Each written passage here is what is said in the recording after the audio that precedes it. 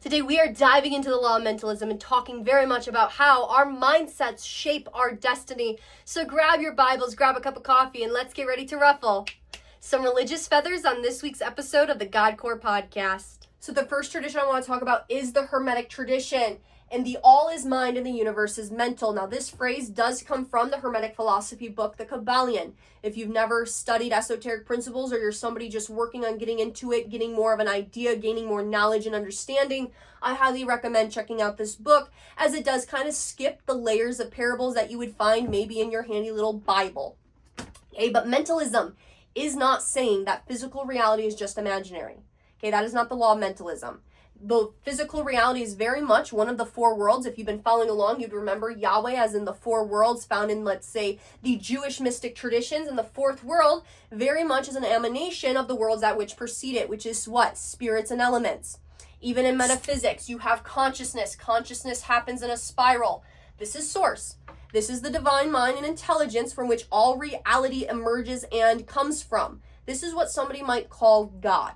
Consciousness happens in a spiral, creation happens in a spiral. You see that showing up all throughout nature. You see it with our head, you see it with a sunflower. Nature reflects the cosmos. We reflect the cosmos because as the universe is the soul, law of mentalism, we create how imago Dei, how God would create. And that is when you get free will, which is very much yin and yang, polarity, which then goes into cause and effect, or the law of gender. But that's a different topic for a different time. The Hermetic worldview sees the universe as something existing within the mind of the all. You see it in the New Testament showing up that in him we live and move and have our being, because from source, from the Tao, the great mother, God, the universe, every tradition uses their own language and their own symbols they had accessible to them, comes all things. Think of an author writing a novel. And we're going to talk about this with the Hindu tradition, but the Hermetic teachings very much have their idea of like a great dream. Not dream as in fake, but dream kind of as in a story. The characters in the story are very much real and existing, but the entire world exists within the consciousness of the author writing the story. I know sometimes certain fairy tale traditions will talk and say that we each have our own dream, or that we each have our own personal shadow that's Jung, or that we each have our own personal destiny, our own personal story that we are living out. But we are also all part of a collective dream, a collective shadow, a collective greater story. You know, that's where then philosophers will then debate free will versus predestination and so on. So for the Hermetics, the dream that they talk about and very much mean is consciousness comes first, matter comes second, and form follows thought. As a man thinketh, so is he. All that a man is all that he has thought, because Hermetics often speak about becoming conscious creators rather than unconscious reactors. When you are unconscious, when you are of the kingdom of darkness, you don't know God. You don't know love.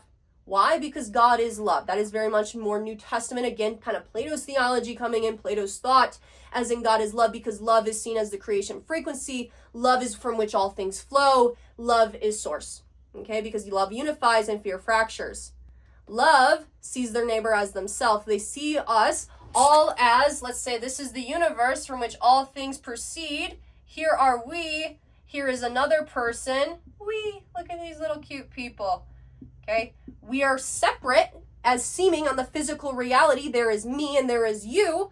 But when we go back to source, we are all one. Because we are all connected. We are all made from the same source of creation. That is where our souls very much are on the highest level, just source itself. That is where our souls are very much gender neutral, and they are neither male nor female, Greek nor Jew. There is simply Christ, that anointing, that source, that identity of where you came from. You know, Son of Man would be Merkava terminology, which is more Old Testament and older mystic traditions, and every culture has their terminology, known as like the Atman, the soul. Okay, you have a soul, and with the law of mentalism, how it works is very much, this then gets into your Greek geometry of their perfect symbols.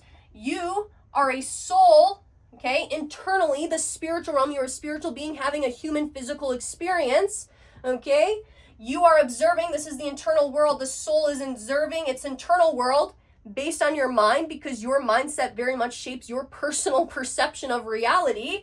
And then you have the in-between, from the invisible to the visible, but everything over time will manifest. Even the Bible says that nothing that is hidden will remain hidden. Okay, now you have your outer reality, which is the material realm. So if you have been following along, I talk a lot about learning to command your chariot. Because when you command your chariot, you learn to master your house. You become a master of your house. You realize that you are not the thoughts that you think, and you are not the emotions that you feel. Which means then you get to start playing with those, and then you get to then birth a new creation in yourself and birth the perception or the identity that you want to have true for you, because as a man thinketh, so is he. As a man thinketh in his heart, the subconscious is known as the heart, and that is why if you have limiting beliefs, it can be wicked and lead you astray. You then, as the soul, see your thoughts and your feelings, and then you get to start changing and creating them to then create a life that you love, because whatever is inward will reflect outward over time. You also see with consciousness comes first, matter comes second, forms follows thought. With the Egyptian principles, the Egyptians believe the one becomes three and the three becomes one and the one is all. This is your Trinity concept. You see this probably showing up in your personal religion if you have one that you practice. I know the Christians very much have their Trinity, and I actually have a video about that if you would like to go check that out. Trinity always creates, as Nikola Tesla said, 369. If you understand those numbers, you will start to understand how very much the universe is created and constructed, because the universe is very mathematical in its ordering. And you also see that showing up with, let's say, the Sefer Yetzirah, on how creation happens with words and thoughts, and then numbers very much play a part with the 231 gates. The point of this is your mind creates things, okay? The one becomes two, father mind, mother spirit, and then the two give birth to what? A child, give birth to an identity. And whatever identity you perceive to take on, whatever thoughts you perceive to believe about yourself will become in fact true for you. And next I want to talk about the esoteric card. I will put it up on the screen. The magician's card. This is the first archetype associated often with mentalism, because the magician stands between heaven and earth. If you remember my drawing, I'll just put it back up here on the board. Heaven and earth, okay? Heaven, earth, higher consciousness, lower consciousness, invisible reality, physical reality. There is this in between. When you think of a white elephant, it shows up in your mind, but it's not just going to show up in your physical reality like that. And that's a good thing, because if we were just to think of our house burning down and our house burned down immediately, that would be very bad. But when you hold an image in your mind, when you hold a belief to be true in your mind about yourself or about your life or something that you want, a goal, visualization is often a practice taught and used in esoteric communities. Now your superconscious, God, will start directing you on how to get it. Okay, and that is why his word is a light unto your path for you to create a life that you want to live. Now, a lot of times people think the word means the Bible, but these are written words, okay? The word is alive, unchanging, and eternal. It is the logos that is very much inside of you and connected to you, and you very much have access to. That is why you're supposed to be still and know, okay? Because we are not separate from God. I know in our physical reality, there is very much this there is me, there is you mentality, and therefore we do, especially with high controlled religion, people often think that God is somewhere out there, somewhere as a man in the sky, but that is not true. If God is omni, God is all. Imago Dei. All God had to create you with was God, okay? Imago Dei. That is why if God is love, you are made of love. And that is why to know yourself, as written on the walls in the Temple of Delphi, is to know the universe and to know God. But religion teaches self-abandonment. And that is why here on my channel, I teach about getting to know thyself. Because when you know yourself and the more you love yourself, the easier all of these principles are for you to apply in your life. The magician symbolizes the conscious use of mind to shape and create your reality. Because when you start becoming conscious, you start realizing reality's not as fixed as they told you it was, and the lie that it's not that easy is actually very false, because it is that easy. And it's our minds that are very much untamed, like an untamed horse, that are bucking us around because we have not mastered our house. And that is where the ego comes in. The ego is actually very good for you, unless it is the one ruling you, because the ego likes to deceive you. The ego likes to try to tell you who you are if you're not the master of your house, and it likes to say, this is who we are, and therefore it will identify with roles that are found in the physical reality as that's your identity. Oh, I'm a Republican. Oh, I'm a Democrat. Oh, I'm a black. Oh, I'm a white. Oh, I'm this. Oh, I'm that. I'm a Christian. I'm a Hindu. And it very much plays roles. I'm a wife. I'm a mother. This is who I am. But is that who you are? No. You're a soul. And the conscious mind realizes that these are all just roles that we're playing. So we stop being somebody and we become nobody, so then we can become anybody, and therefore then we can relate to everybody because we are all interconnected. So the magician very much starts to see that I have been given all authority from heaven and earth to create my reality. And therefore it begins this journey. Okay, and that's where the tarot cards very much do go on their journey between the realities when you lay them out and you understand how tarot cards work in their mysticism. And you see the soul's journey through consciousness as it takes that journey to then become whole. Because ultimately in the Hermetic teachings, they believe that God thinks and then creation emerges. And you even see that in the Hebrew text, and God spoke or God sung over the waters, and then the Spirit came over the waters, which that gets into a whole nother, again, allegory of the waters represent the subconscious, unconscious mind, and the Spirit comes over it. But mind precedes matter. And you even see this with their elements, with their alchemy symbols, because Hermetic alchemy was not just about turning lead into gold. It's very much a deeper teaching of transforming consciousness. Mentalism is always about transforming the inner world to then transform the outer world, to realize that you are the creator or a co-creator, depending on the terminology you like using, to then create your reality, because your perception dictates your experience. Because for them, lead symbolized ignorance, unconscious, and limitation, but when it got turned into gold in their stories, it symbolized then the illumination, the divine realization, and the wisdom. Because the great work is ultimately the work of the mind. The greatest work you'll ever do is working on loving yourself, is working on mastering this house. Every single esoteric principle across the board, whether you study the Gita, whether you study the Tao, whether you study the Bible, whether you understand the Buddhist teachings, whether you understand Egyptian, whether you understand Hermetic, wherever you decide to come from and wherever you are placed in the world to learn your lessons, you're going to master your mind. And the one who does not master their mind, the universe won't surrender. Because even the Tao says that. To the one who the mind is still, the whole universe surrenders. But most people have not mastered their mind, and therefore they are the servants of their life. That is why they are toiling. They are working hard, trying to move matter with matter, rather than understanding that if they just changed their inner world, their outer world would start to reflect that, and things would work a lot easier, especially when you're still and you're connected to the source of all life. The source of life will give you the divine ideas and inspiration of what you need to do to get what you want out of life. Because ultimately, you are transforming the consciousness through which you experience reality. That is turning lead into gold. Next, I just want to briefly go over the Jewish mysticism, but I do have more deeper in-depth videos if you want to check them out. But they believe that creation happens through numbers, letters, and sounds. That from a thought comes all things, and then God spoke. Okay, you even see that showing up on the Tree of Life with more of their Kabbalah, which happened and came on scene around the medieval times, which was a child to the Sefer Yetzirah, to their Merkavah, other mystic traditions found more in Old Testament studies. And you have Ein Sof, without end, God, Alpha and Omega, and then you get wisdom and understanding, which are the first 2 points on their tree, because then with wisdom and understanding, you have knowledge, and with knowledge, you then can create. If you don't have knowledge and you're unknowing, you're unconscious. And if you're unconscious, you're unaware. And if you're unaware, that means you're of the kingdom of darkness, okay? You're not enlightened. You are not of the kingdom of light. Because that means you're probably not connected to source. Because when you are in alignment, when you are connected to source and things are flowing as they should, you're no longer missing the mark, which means you're no longer a sinner. And those that do not know God do not love, because God is love. When you are aligned, you have that love, you have that unity flowing through you. You realize that you're connected to source. But those that keep saying, oh, I'm a sinner, those that are a sinner, they don't know God. They have no part in the kingdom. That is what First John talks about, because sadly, Christian theology has very much skewed these Eastern texts, okay?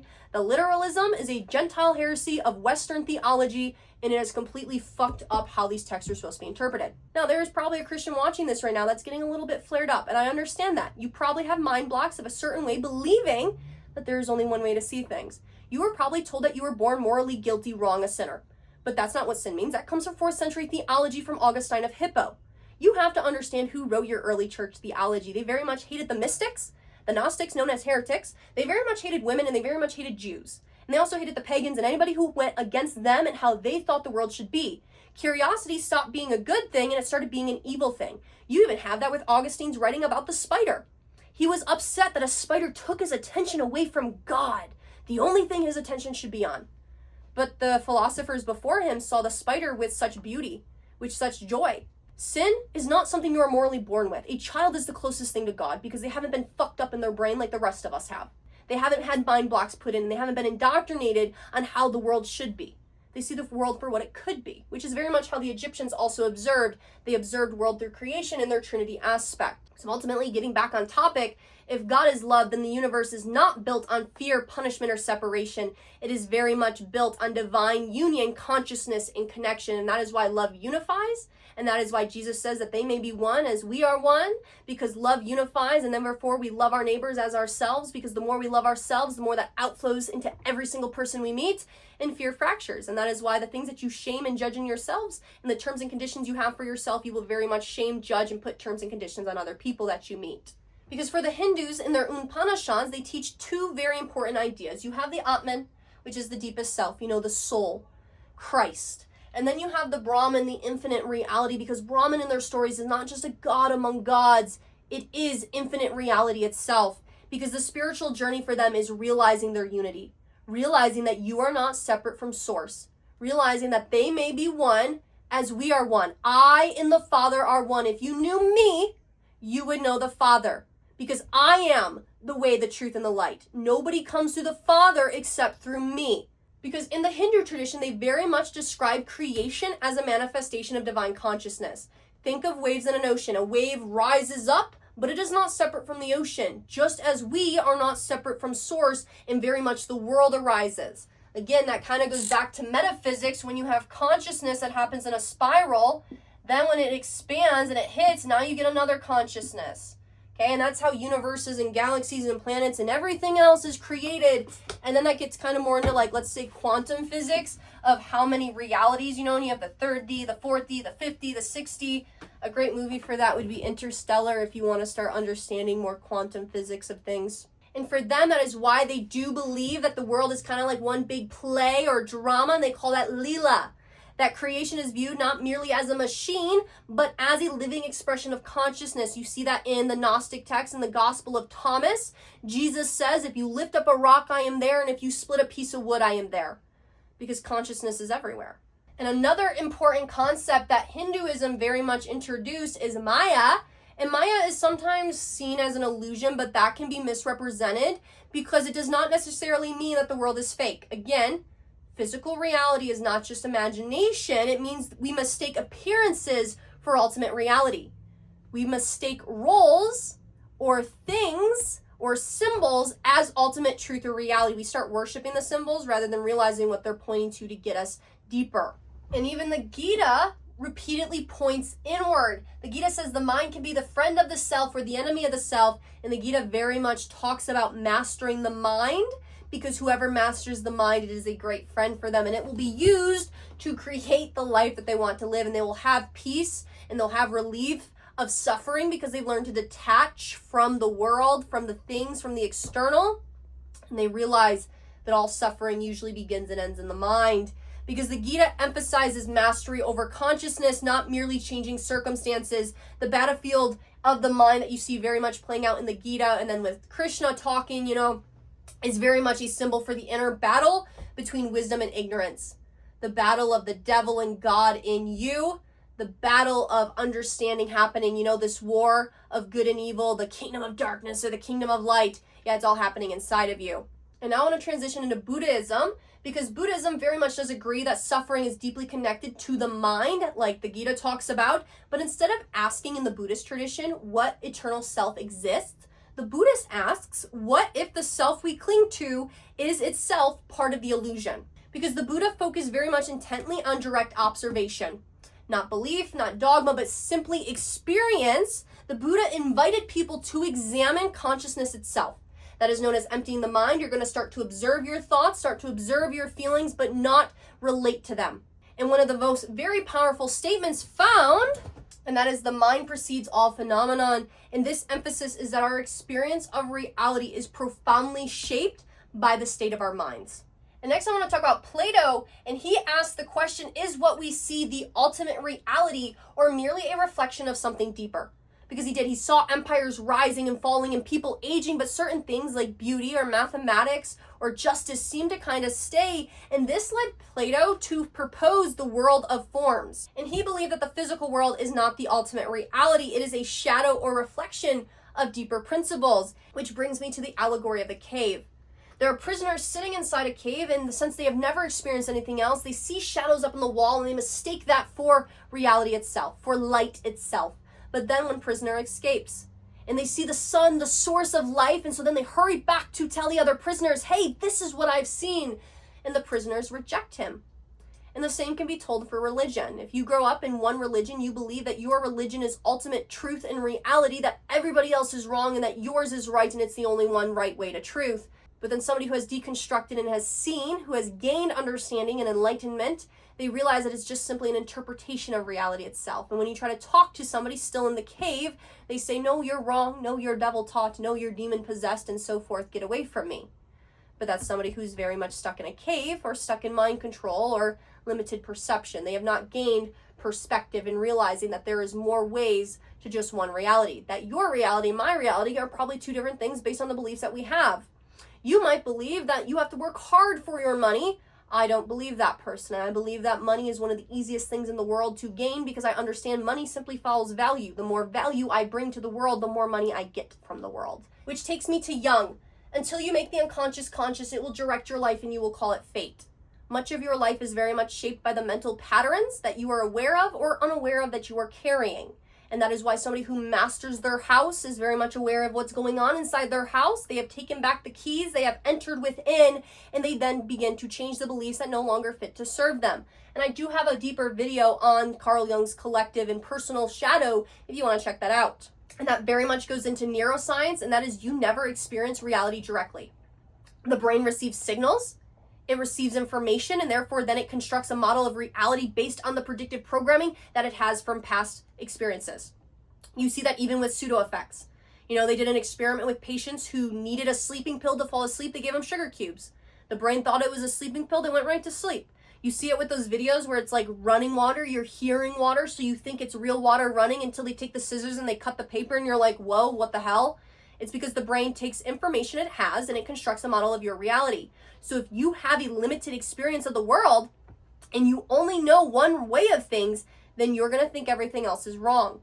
Think of even as a child, okay? Let's say you have a Chinese order that your family always orders, or let's even use pizza.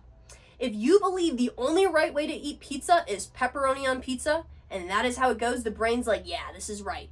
So the first time you go over to your friend's house and they order pizza for dinner and you're eating with them, you're going to assume what? It probably has pepperoni on it until they arrive and it has pineapple.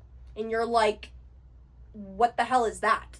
That's not the right order. That's not pizza, because the brain has never experienced something else. You grew up in Christianity, you're going to believe that your religion is right. But if you grew up, let's say, in Hinduism, you're going to believe that your religion is right. And you have to realize the more you experience the world and the more you gain perspective, the more you understand people's differences and you understand why they do what they do, and you gain respect for other people and people's paths on things, but you realize that then there are more ways to do something. And that's when you also realize that there are many paths up the mountain, but only one summit. At the top, there is only one source. There is life itself. And then based on your perception and based on your experiences and based on your beliefs that you have, you construct your own reality. And that's why when I work with my clients in identity coaching, we really get down to those belief systems that they also have very much programmed into their nervous systems, that then the nervous system is predicting, and the nervous system's job is to keep you safe, which is why when you do want to start to construct a new identity, people sometimes have issues. They're like, well, yeah, obviously I know what's in my mind, but I still can't get what I want, so it must be heresy. No, your nervous system just hasn't learned to be regulated to a new experience yet. And unfamiliarity doesn't mean it's dangerous, it just means you haven't been familiarized with it. Because your attention shapes your experience. Wherever your attention goes, your energy flows. You create with energy. Neuroscience repeatedly shows what you give attention to very much shapes your perception and therefore shapes your experience of reality. The RAS system, your reticulating activating system, is what you program to look for. So if you're telling your brain, let's look for red cars, it's going to start noticing red cars. If you train your brain to look for things to complain about, it's going to find you things to complain about. If you train your brain, though, to look for things that are thankful, things that are good, things that are pleasing, think about such things, the Bible says, think about whatever is good, pure, lovely, that's because you're then thinking of higher, better things. Every morning I wake up, I am prioritizing my brain and giving it information that I view as a priority. How good can it get today? How amazing can it get today? How many things will go right today? I believe by the end of the day, I'm going to have this amount of subscribers. I believe by the end of the day, I'm going to have this going well with my life. I believe I'm going to accomplish this task with this creative project. And I'm visualizing it and I'm seeing the end result. I'm grabbing the vision of what I want and then I'm running with it. I'm not thinking about things that I don't want. I'm not going to wake up and be like, oh my goodness, the coffee shop line is going to be forever long today. And then they're going to make my order wrong. And then this never goes right. And since it's a Monday, everybody's going to be in a bad mood. I'm not thinking about that. No, it's a Monday. I am in a great mood. It is the beginning of a week and I am taking charge and starting off strong. Think about what you want. Start training your mind. Start training this computer. Start programming it with what you want it to do, which then goes into neuroplasticity. The brain can physically change. Whatever neurons you are wiring and firing, they are creating patterns and pathways through repetition. That is why habits create change in your life. And if you actually want an easy book on like neuroplasticity and like the brain and neuroscience, and you want to kind of understand your brain, but you don't want to like go deep into the textbooks, I would recommend Switch on Your Brain by Dr. Caroline Leaf. That's an easy read, and it was a really good book on kind of like a gateway drug into getting into neuroscience and then studying deeper and deeper, more in-depth topics of the brain and understanding how my mind works. So I want to talk about a few Bible verses that go with the law of mentalism. And God said, or God spoke, seen in Genesis 1, and it happens 10 times. Now, Jewish mystics see that as correlating and encoding their esoteric principles of their 10 numbers that go into their creation process, because they have their Hebrew 22 letters and so on. Then you have in Proverbs 8, you see verses like, and the Lord possessed me in the beginning, and when he established the heavens, I was there. Because we came from source.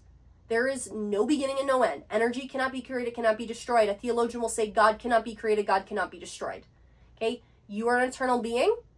You don't die.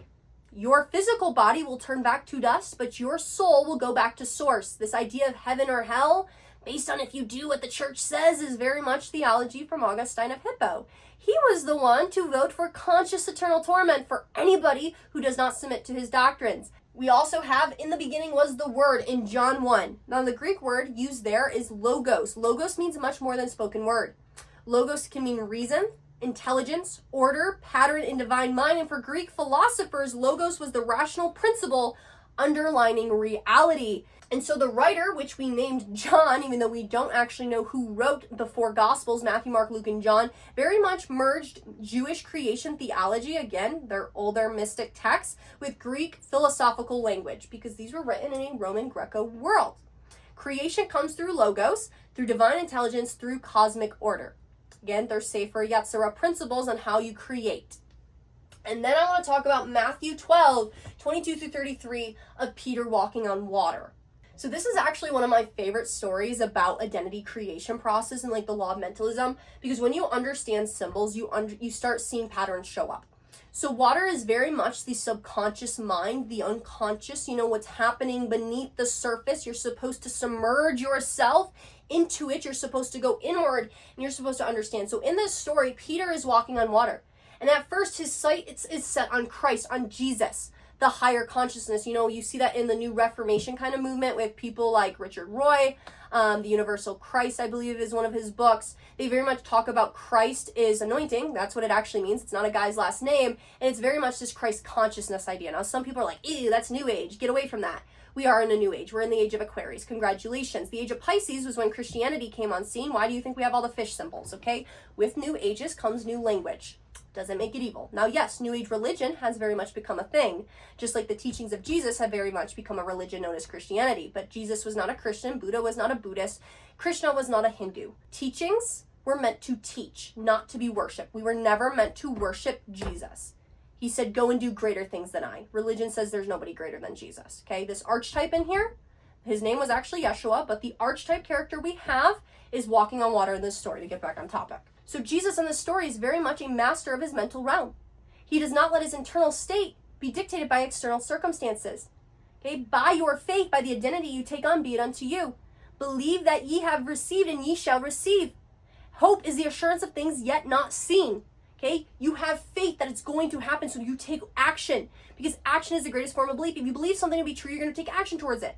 So Peter begins walking on the water until what? When you read in the story, it says, and then he saw the wind. You can't see wind. You see the effects of wind, but the story goes, again, they put supernatural writings of things to get you to say, wait a second, that doesn't make sense. to get you to think. Because here in the story, the wind is very much the negative circumstances, the fear, the worry, the doubts, the limiting beliefs. And the moment he shifts his sights from Christ to the external circumstances and he doesn't hold that inner state of vision, he doesn't see the vision, hold the vision, and run with it, he lets go of it, he begins to sink. Because fear pulls him back into identification with limitations, into what he believes to be true for himself. And then Jesus says what? "O thou of little faith." Now, some people take that as a rebuke, but that's not what's happening here. Jesus is not rebuking Peter. If your child is learning to ride a bike without training wheels for the first time and they fall off, you're not going to rebuke your kid and shame them and be like, "Oh, you thou of little faith." You're going to be like, "Hey, you're doing a great job." When your child's like, "I can't do it, Dad," and you're like, "No, you have little faith. You can do it. I believe in you, son." Just like Peter's like, "Help me, Lord, I'm sinking." Jesus is like, "You thou of little faith." You are doing fine.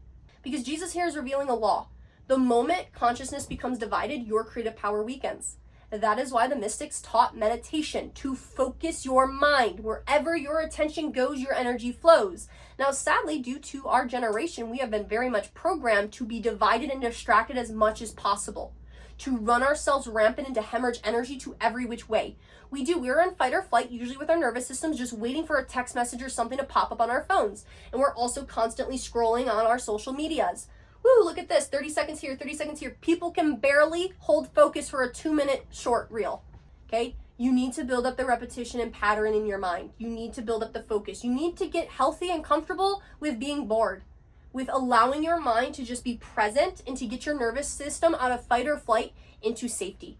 Because if your nervous system's not in a state of safety, it's not going to create. Which also might be why you're fighting against yourself trying to create a life that you want to live, and why you might be feeling doubtful that esoteric principles actually work. But they do in fact work, okay? I have fucked around with them, I have found out, and I do know for a fact they work, but it's on you to actually apply them. I can't do the work for you. All I can do is give you information to learn how to take that path yourself. Just like Paul says to renew your mind, be transformed by the renewing of your mind. You cannot bypass renewing your mind. Now, sadly, in our society, we want to do everything but love ourselves and but renew our minds. We want to avoid it. We're like, there has to be an easier way. Because the easiest and most simple thing is to know ourselves and to love ourselves and become great friends of ourselves, but it's also usually the most emotionally hard thing for us because we are programmed to abandon ourselves, to hate ourselves, and to reject ourselves. Faith here in this story, getting back on topic, is not blind belief. It is a sustained inner conviction. I believe ye have received and ye shall receive. Jesus didn't say believe only about this amount of limits. God's not on a price tag budget, okay? If you have faith as small as a mustard seed and you say to that mountain, move, it will throw itself into the sea. But most of us, we don't even have that much faith. We lose sight. We're like, yeah, it's not happening. I highly doubt it. And when the day arrives and the thing that we prayed for, oh, I'm so happy and grateful I have this item by this date at this time, and it doesn't, and that date shows up, we're like, I knew it. But that just showed your faith. You had a lack of faith that it was going to happen. If you already have a conviction of, I knew it. When you look at and you go check those lottery numbers, I knew it. I knew I wasn't going to win. This was a waste of my time. It's because you're believing it's not possible. But I guarantee you, if you have conviction 100% in, and you bet on yourself and you bet on whatever it is that you're believing, it's going to happen. Because this story very much mirrors the Hermetic principle of the Law of Mentalism. Okay, the universe is mental. Peter very much succeeds when aligned with the higher consciousness, when aligned with that higher vision. But he fails when he accepts the appearances of his external circumstances of the storm as more real than the vision before him. And when you look at the external circumstances of what is, believing that reality is fixed, then you're going to begin to sink. But when you focus on the vision, you're going to walk. And that logos, that word becomes a light onto your path. Not because you're denying reality, but because consciousness precedes experience. And that is why I believe nothing is impossible with God. And I truly live by that belief because I have seen these esoteric principles applied more than once in my life where the intellect, the logical, the dualistic, lower carnal mind can't perceive it. It's like that should have not been possible. But the spirit, the higher self, very much is like, yeah, that's something from higher consciousness. That is a greater story playing out. And it's very much real and alive.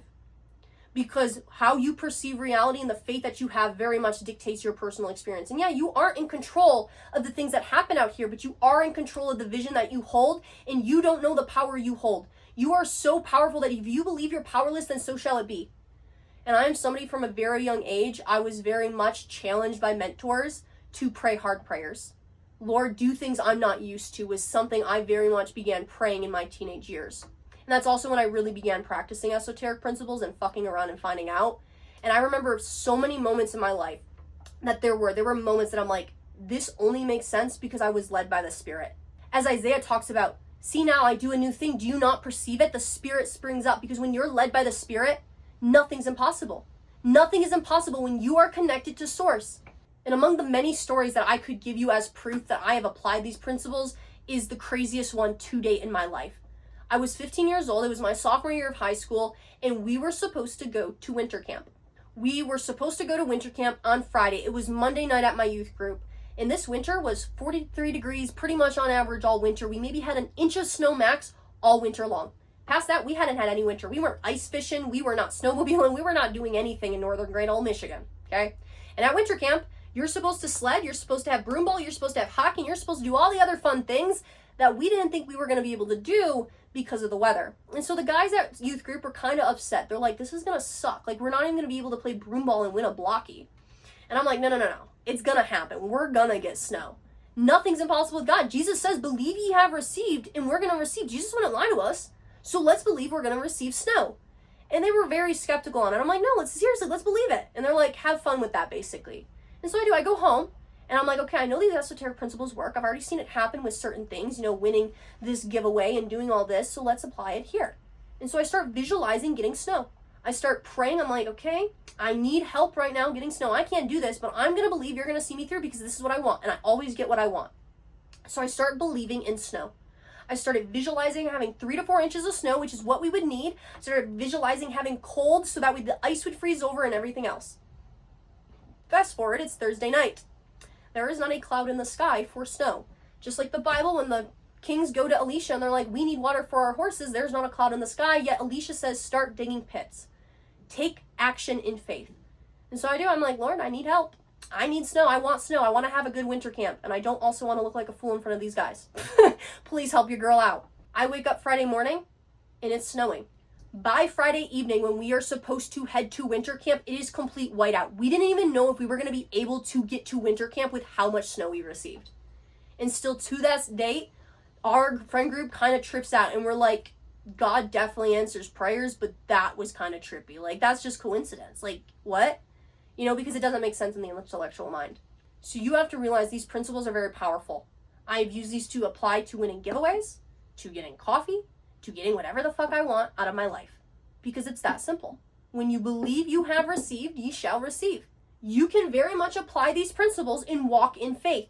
But it's going to take you mastering your mind, because if your mind is running rampant with doubt and worry and limiting beliefs and scarcity mindset, then that's what's going to be ruling you, and that's what you're going to be operating from. So you're going to have a lack of faith. You're going to be like, I don't think this is actually possible. But it is. Because whatever you train your mind to focus on, that's what's going to grow. And I actually have a video about that, about It Works, which is a manifestation book that's over 100 years old, and it very much does work. So if you're wondering, how do I apply this law of mentalism to my life? You need to realize that your mind matters. That you cannot bypass renewing your mind. Because the final story I want to talk to you about is Adam and Eve. Now, Adam and Eve in the garden is very much seen sometimes as a literal story in fundamentalist sects and evangelical sects, and they believe that 2 people actually talked to a talking snake and ate an apple and the whole world got damned. No, that is soul falling into lower consciousness, okay? They eat from the tree of good and evil, dualistic mind, good, evil, left and right brain. They eat from the dualistic, from the lower consciousness. Now, Adam in the Hebrew means mankind. It means human, or it means man in a collective sense. And what was Adam's curse? Adam's curse was to toil. When you are unconscious, you are going to toil and work the ground. You are going to have to work hard. You are going to think that reality is fixed and therefore there is only one way to do things, that you are powerless. That, I can't do it. I'm not powerful enough. I can't change the world, whatever it is you want to believe. But those who eat of the tree of life, okay, the Kabbalah, who have it all in alignment to themselves, realize that they are in fact powerful. And yes, you are going to still toil in your creation process, but it's going to be a lot more joyful for you. Because the joy of the Lord becomes your strength. Because those that are righteous, those that are good, as Ecclesiastes says, the Lord gives wisdom and understanding. Because with wisdom and understanding, you gain knowledge on how to create and how to use these esoteric principles to create a life you love, and therefore it's enjoyable. and therefore the Lord gives you joy. That's the third thing the Lord gives you. Because then, again, also bringing back in, when you see something in your mind, when you see, man, I wish I made more money. I wish I could earn an extra $70,000 this year. You see the money show up right immediately into your internal state. But it doesn't just show up out here because there is this time period of delay in between the two. And this also looks like a very feminine portal of which babies are born. Again, birthing process, as above, so below, as within, so without. These principles operate on all forms of reality, including the physical reality and how we are born into this world. This is the outer realm. But when you're connected to the superconscious and you're still, then your soul will hear from the superconscious, known as God or the Lord, the Word. Okay, the Holy Spirit will speak to you, that gut intuition, and it will guide you and give you creative ideas on how to create, on how to toil and create and to build and to take spirit and turn it into matter. How to bring energy, Eve, into life, into atoms. Matter. There's only two things in existence, energy and atoms. Matter. Okay? Atom, and that then takes me to Eve. The word in the Hebrew for Eve is Shava, and that means source of life. That is why she's the mother of all creation, because it's the living one. Now, what was Eve's curse? Eve's curse was childbirthing pains. When you birth a new identity, as Jesus says in Matthew 24, your entire world, the end of the world will come. Because the end of the old identity, the end of your current reality has to collapse and for a new one to be good. You have to let go of what you're currently holding on to grab onto something new. So these creation processes are very much in effect. And so when you're unconscious, when you're a sinner, going back to Ecclesiastes, you will toil and you will have vexation. You will feel very uncomfortable. You'll feel frustrated, and it will feel like you're just constantly sinking underwater. Like the goalpost just keeps moving and you never get what you want out of life. And life just feels unfair for you. But that's because you're not connected to the source of superconsciousness telling you how to get what you want. You're not still and listening. You're not using your mind for you. It's being used against you. And you will then build somebody else's dream, and you will work and gather up for the righteous. Because ultimately, we have all been given equal opportunity to create a life that we want to live. Now, you might be looking at the physical reality out here, and you might be saying, oh no, I wasn't born rich. I was born in poverty. I wasn't born with a loving father or mother. I was born with emotionally absent parents. I don't have equal opportunity. I was born a woman. Well, that's all excuses, okay? You were given a mind that is powerful, a mind that is strong, a mind that can be renewed and changed by you. Now, the option is, are you going to actually become the master of your house and renew that mind and use it to create a life that you want to live? Or are you going to play victim and let it just run rampant with whatever anyone else programs into you? Because victim immediately gives your power and authority away from you. But all authority has been given unto you from heaven and earth. And taking accountability for your life is the number one way that you change your life. Trust me, I speak from experience. If I had allowed poverty or my abusive, emotionally absent parents or my religion to stop me or the fact that I'm a woman to stop me, then yeah, I wouldn't be the person I am today. But I believe that nothing is impossible with God. And if God is for me, then who can be against me? And I know that I am God. I'm not separate from source. So I need to always bet on myself, and I need to believe in myself, and I need to believe in my dreams. I need to bet on myself every single day and believe that it is possible. Because if I can choose to think in worst case scenarios, I can choose to think in best case scenarios. And I am the one who gets to create my reality. When you give up your power and you become a victim and you blame, you give up your creation. You give up that paintbrush to create a life that you want to live. You are saying that you don't have the power to create your dream, and therefore you are going to create somebody else's dream. Because you are out of alignment. You are a sinner who is not in alignment with source, realizing of what you came here to do. You have not reclaimed that divine identity of yourself, but you are capable. You are powerful, and it is enough. You have all the tools you need right inside of you to get whatever you need to create. And you're letting external circumstances currently dictate, well, I don't have enough money to do it. I need money. Really? Well, your mind has beautiful ideas on how to get that money. And I'm sure if you actually sat and you said, okay, well, I need this amount of money per year to live that dream, and you started writing that down, write it down. Get that problem out on paper and say, okay, I got this problem. I need $80,000 a year to live comfortably. I need $120,000 a year to live comfortably. I want to quit my job, but in order to quit my job, I would need $15,000 to save up for a little egg's nest to then focus 3 months on building my dream. Whatever your problem is, write it down on the paper. Now it's out of your head. Now you've solved half of it. Now let's work backwards. What can I do to get that money? How can I do? Ask source. Ask and you shall receive. Seek and you shall find. Knock and the door shall be opened. You have not because you ask not. If any of you lacks wisdom, ask for it and it will be given unto you abundantly. That's James. Because you are either going to toil and be under a curse, or Christ will become your curse taker. And Christ is your anointing. Christ, your hope of glory inside of you. Christ is inside of you. The second coming of Christ is realizing that you're not separate from the divine, that you are not separate from source, and therefore you are not separate from your Father who gives you good gifts. But you got to ask, and you got to become a good receiver, which means you have to do the inner work of renewing the mind, which also means including regulating the nervous system. Because if the nervous system doesn't feel safe and comfortable with that extra money, it's going to keep blocking you from your good gifts. It's not that God's delaying the timing, it's you might be delaying the timing. Because you might feel like, oh, I'm not ready yet. Once I have this, then I will be a YouTuber. Once I get 1,000 subscribers, then I'll be a YouTuber. Well, now you're putting that separation from that identity. Now you're separating yourself in your mind from the identity that you want to take on. Of course, you're not going to see yourself as a YouTuber. So therefore, inevitably, you're going to keep creating circumstances of not being a YouTuber if that's what you want to be. And these are all things that I talk about in my book, You Are Art, about reclaiming your identity as a divine masterpiece. Because when you become aware of your thoughts and you become aware of what's going on inside of you, you then can start co-consciously creating and changing them to then create a life that you want to live. And if you're interested in buying this book, I do have it linked down below, and thank you for supporting a local artist. Because the mind is not something to be ignored. It is one of the most powerful forces on how we experience and shape our lives.